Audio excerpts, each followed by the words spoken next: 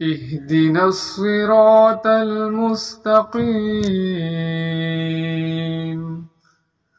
اهدنا الصراط المستقیم ہدایت کا ایک معنی نرمی اور مہربانی کے ساتھ راستہ بنانا ہے، جیسا کہ اللہ تعالیٰ نے نبی صلی اللہ علیہ وآلہ وسلم سے خطاب کرتے ہوئے فرمایا، اور بے شک تو یقیناً سیدھے راستے کی طرف رہنمائی کرتا ہے۔ یہ ہدایت اللہ تعالیٰ، اس کے رسول اور دوسرے لوگ بھی سبھی کر سکتے ہیں۔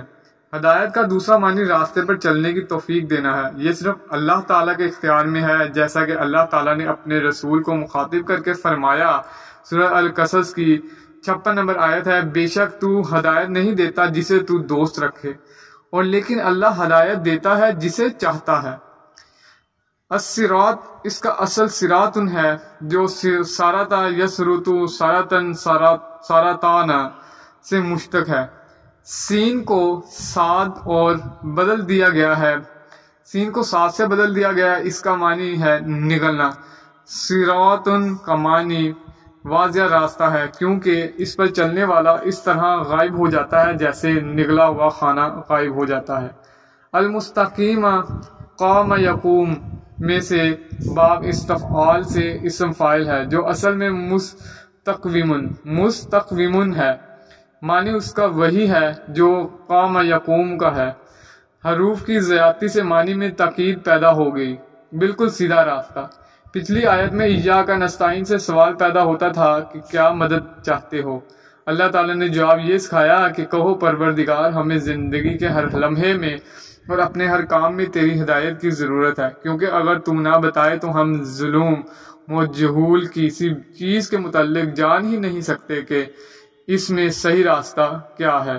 اگر جان بھی لیں تو اپنے نفس کی کمزوریوں، شہوت، غضب، حسد، طمع، بخل اور کبر وغیرہ کی وجہ سے، اور شیطان اور دوسرے دشمنوں کی وجہ سے اس صحیح راستے پر چلنا اور قائم رہنا تیری توفیق کے بغیر ممکن نہیں۔ اس لیے ہماری درخواست ہے کہ ہم ہر کام اور ہر لمحے میں ہمیں سیدھے راستے کو جاننے کی اور اس پر چلنے کی توفیق عطا فرما، آمین۔ بعض لوگ یہاں ایک سوال ذکر کرتے ہیں کہ جب ہم پہلے ہی ہدایت پر ہیں تو پھر ہدایت کی درخواست کا کیا مطلب؟ اس کا جواب وہ یہ دیتے ہیں کہ مقصد یہ ہے کہ ہمیں ہدایت پر قائم رکھ۔ یہ مطلب بھی درست ہے کہ مگر آپ خود سوچ لیں کہ انسان کو ہر لمحے کسی نہ کسی کام کے متعلق فیصلہ کرنا ہوتا ہے کہ مجھے اس میں کیا کرنا ہے۔ تھوڑی سی لغزش اسے بہت دور پہنچا سکتی ہے۔ اس لیے یہ کہنا کہ ہم ہر وقت اور ہر کام میں ہدایت پر ہیں بہت بڑی دلیری کی بات ہے۔ اس لیے یہ حقیقت تسلیم کرتے ہوئے اللہ تعالیٰ کی ہدایت کے بغیر ہم کسی بھی قدم پر گمراہی کا شکار ہو سکتے ہیں۔ ہر وقت اللہ تعالیٰ سے ہدایت مانگتے رہنا لازم ہے۔ الصراط المستقیم سے مراد دین اسلام ہے، کیونکہ اللہ تعالیٰ تک اور جنت تک پہنچانے والا یہی واضح، صاف اور سیدھا راستہ ہے۔ اللہ تعالیٰ نے خود اس کی صراحت فرمائی ہے۔ سورہ الانعام کی 161 نمبر سے لے کر 163 نمبر آیت میں ہے، کہہ دے بے شک مجھے تو میرے رب نے سیدھے راستے کی طرف رہنمائی کر دی ہے، جو مضبوط دین ہے، ابراہیم کی ملت جو ایک ہی طرف کا تھا اور مشرکوں سے نہ تھا۔ کہہ دے بے شک میری نماز اور میری قربانی اور میری زندگی اور میری موت اللہ کے لیے ہے، جو جہانوں کا رب ہے، اس کا کوئی شریک نہیں، مجھے اسی کا حکم دیا گیا ہے، میں مسلمین حکم ماننے والوں میں سے سب سے پہلا ہوں۔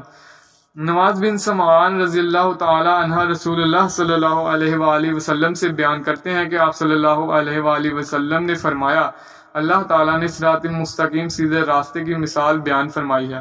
اس راستے کے دونوں طرف 2 دیواریں ہیں جن میں کھلے ہوئے دروازے ہیں، ان دروازوں پر پردے لٹکے ہوئے ہیں۔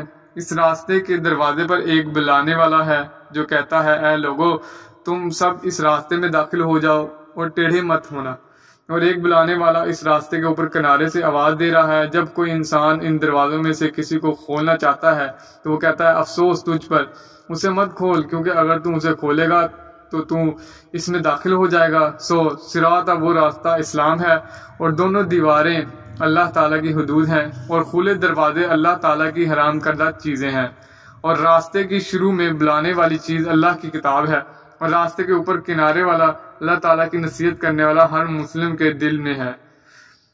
معلوم ہوا صراط مستقیم اسلام ہے جو ہمارے پاس کتاب و سنت کی صورت میں موجود ہے۔ اس لیے جب کوئی کتاب و سنت سے ہٹ کر کسی شخصیت یا گروہ کے پیچھے لگتا ہے تو وہ صراط مستقیم سے ہٹ جاتا ہے، پھر اس کے لیے منزل مقصود جنت تک پہنچنا کسی صورت ممکن نہیں جب تک ان تمام ٹیڑھی راہوں سے ہٹ کر کتاب و سنت کی واضح کشادہ روشن اور سیدھی راہ پر نہیں آتا۔